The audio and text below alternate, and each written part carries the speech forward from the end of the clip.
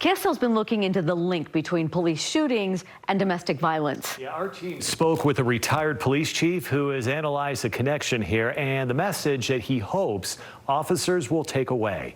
KSL investigator Daniela Rivera reports.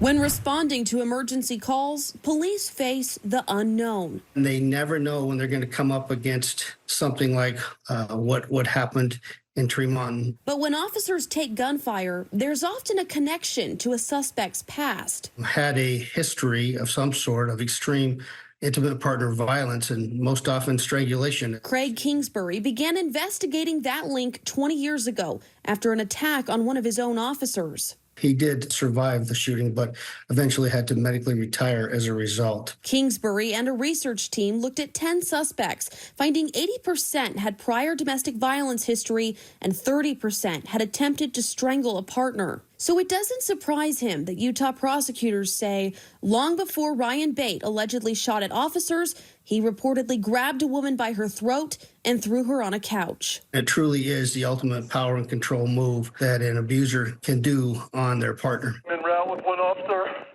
gunshot wound. Utah has had other examples too. They thought I was dead. In 2021, a Sandy police officer was shot and injured. The suspect charged 4 years earlier in a domestic violence case.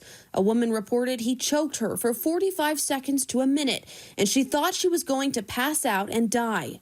Prosecutors dropped that charge when they were unable to locate the victim. We know that these are very difficult cases to prosecute, and we know that victims down the road oftentimes recant. Kingsbury says his research shows, despite the difficulty, police need to gather all the facts. The number one takeaway that I hope that our peace officers have from this is to conduct a very good investigation when you respond to a domestic violence call. Helping victims and the public know they'll be safer, and so will the officers working to protect them. Daniela Rivera, KSL 5 News.